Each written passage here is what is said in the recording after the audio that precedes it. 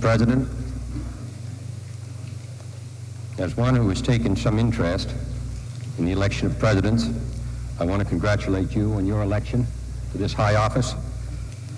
Mr. Secretary General, delegates to the United Nations, ladies and gentlemen, we meet again in the quest for peace. 24 months ago, when I last had the honor of addressing this body, the shadow of fear lay darkly across the world. The freedom of West Berlin, wars in immediate peril, agreement on a neutral Laos seemed remote. The mandate of the United Nations in the Congo was under fire. Hold back the darkness. Today the clouds have lifted a little so that new rays of hope can break through. The pressures on West Berlin appear to be temporarily eased. Political unity in the Congo has been largely restored. A neutral coalition in Laos, while still in difficulty, is at least in being. The integrity of the United Nations Secretariat has been reaffirmed. A United Nations decade of development is underway. And for the first time in 17 years of effort, a specific step has been taken to limit the nuclear arms race. I refer, of course, to the treaty to ban nuclear tests in the atmosphere, outer space, and underwater, concluded by the Soviet Union, the United Kingdom, and the United States, and already signed by nearly 100 countries. It has been hailed by people the world over who are thankful to be free from the fears of nuclear fallout. And I am confident that on next Tuesday at 10:30 o'clock in the morning, it will receive the overwhelming endorsement of the Senate of the United States. The world has not escaped from the darkness. The long shadows of conflict and crisis envelop us still. But we meet today in an atmosphere of rising hope and at a moment of comparative calm. My presence here today is not a sign of crisis, but of confidence. I am not here to report on a new threat to the peace or new signs of war. I have come to salute the United Nations and to show the support of the American people for your daily deliberations. For the value of this body's weapon, the reduction of global tension must not be an excuse for the narrow pursuit of self-interest. If the Soviet Union and the United States, with all of their global interests and clashing commitments of ideology, and with nuclear weapons still aimed at each other today, can find areas of common interest and agreement, then surely other nations can do the same. Nations caught in regional conflicts, in racial issues, or in the death throes of old colonialism. Chronic disputes which divert precious resources from the needs of the people or drain the energies of both sides serve the interests of no one. And the badge of responsibility in the modern world is a willingness to seek peaceful solutions. It is never too early to try, and it's never too late to talk. And the United States, as a major nuclear power, does have a special responsibility to the world. It is, in fact, a threefold responsibility. A responsibility to our own citizens, a responsibility to the people of the whole world who are affected by our decisions, and to the next generation of humanity. We believe the Soviet Union also has these special responsibilities, and that those responsibilities require our two nations to concentrate less on our differences and more on the means of resolving them peacefully. For too long, both of us have increased our military budgets, our nuclear stockpiles, and our capacity to destroy all life on this hemisphere. human, animal, vegetable, without any corresponding increase in our security. Our conflicts, to be sure, are real. Our concepts of the world are different. No service is performed by failing to make clear our disagreements.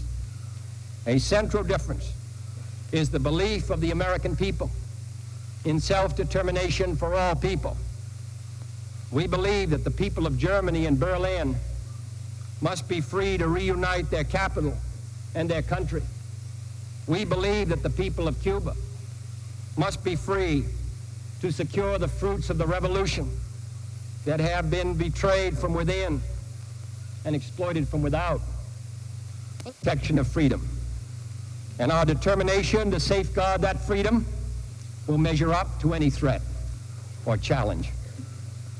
But I would say to the leaders of the Soviet Union and to their people that if either of our countries is to be fully secure, we need a much better weapon than the H-bomb, a weapon better than ballistic missiles or nuclear submarines, and that better weapon is peaceful cooperation.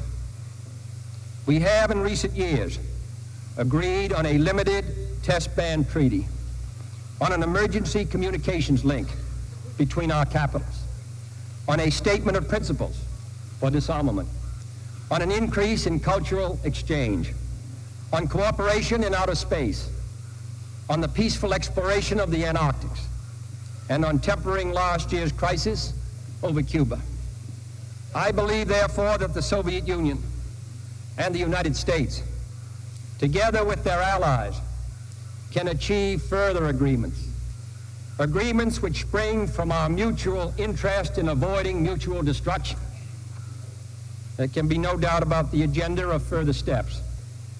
We must continue to seek agreements on measures which prevent war by accident or miscalculation.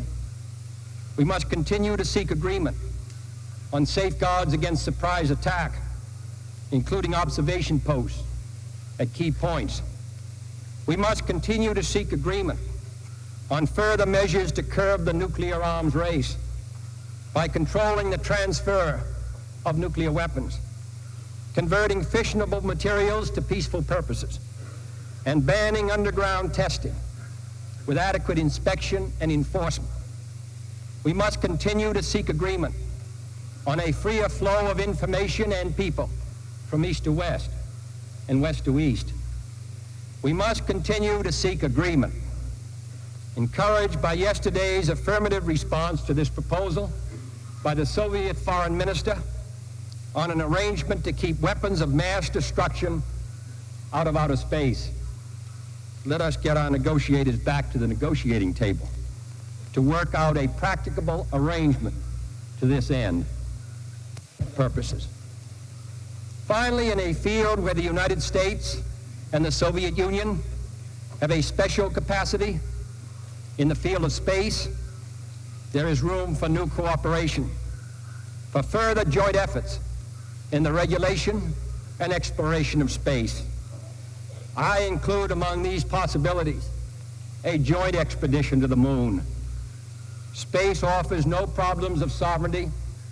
By resolution of this assembly, the members of the United Nations have forsworn any claim to territorial rights in outer space or on celestial bodies, and declared that international law and the United Nations Charter will apply. Why, therefore, should man's first flight to the moon be a matter of national competition? Why should the United States and the Soviet Union, in preparing for such expeditions, become involved in immense duplications of research, construction, and expenditure? Surely we should explore whether the scientists and astronauts of our two countries are stronger than error, and that freedom is more enduring than coercion. And in the contest for a better life, all the world can be a winner. The effort to improve the conditions of man, however, is not a task for the few.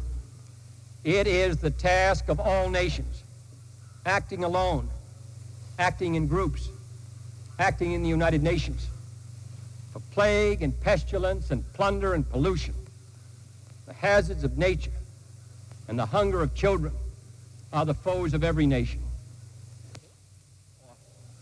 Has man had such capacity to control his own environment, to end thirst and hunger, to conquer poverty and disease, to banish illiteracy and massive human misery? We have the power to make this the best generation of mankind in the history of the world, or to make it the last. The provision of development assistance by individual nations must go on, but the United Nations also must play a larger role in helping bring to all men the fruits of modern science and industry. A United Nations conference on this subject, held earlier this year at Geneva, opened new vistas for the developing countries. Next year, a United Nations conference on trade will consider the needs of these nations for new markets. And more than 4/5 of the entire United Nations system can be found today mobilizing the weapons of science and technology for the United Nations decade of development. But more can be done. A World Center for Health Communications under the World Health Organization could warn of epidemics and the adverse effects of certain drugs, as well as transmit the results of new experiments and new discoveries. Regional research centers could advance our common medical knowledge and train new scientists and doctors for new nations.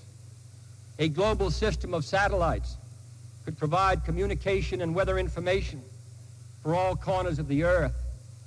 A worldwide program of conservation could protect the forest and wild game preserves now in danger of extinction for all time, improve the marine harvest of food from our oceans, and prevent the contamination of air and water by industrial as well as nuclear pollution.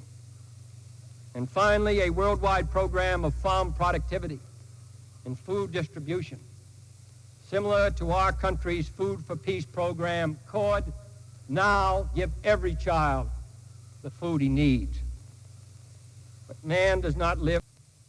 New efforts are needed.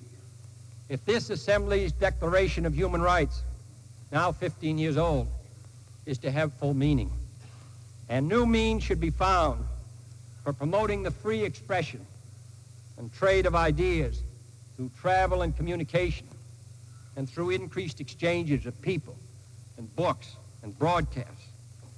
For as the world renounces the competition of weapons, competition in ideas must flourish, and that competition must be as full and as fair as possible. The United States delegation will be prepared to suggest to the United Nations initiatives in the pursuit of all these goals. For this is an organization for peace, and peace cannot come without work and without progress. The peacekeeping record of the United Nations has been a proud one, though its tasks are always formidable. We are fortunate to have the skills of our distinguished Secretary General and the brave efforts of those who have been serving the cause of peace in the Congo and the Middle East, in Korea and Kashmir, in West New Guinea and Malaysia. But what the United Nations has done in the past is less important than the tasks for the future. We cannot take its peacekeeping machinery for granted. That machinery must be soundly financed, which it cannot be if some members are allowed to prevent it from meeting its obligations by failing to meet their own. The United Nations must be supported by all those who exercise their franchise here, and its operations must be backed to the end. Too often a project is... I also hope that the recent initiative of several members in preparing standby peace forces for United Nations call will encourage similar commitments by others. This nation remains ready to provide logistic and other material support. Policing, moreover, is not enough without provision for Pacific settlement. We should increase the resort to special missions of fact-finding and conciliation, make greater use of the International Court of Justice, and accelerate the work of the International Law Commission. The United Nations cannot survive as a static organization. Its obligations are increasing, as well as its size.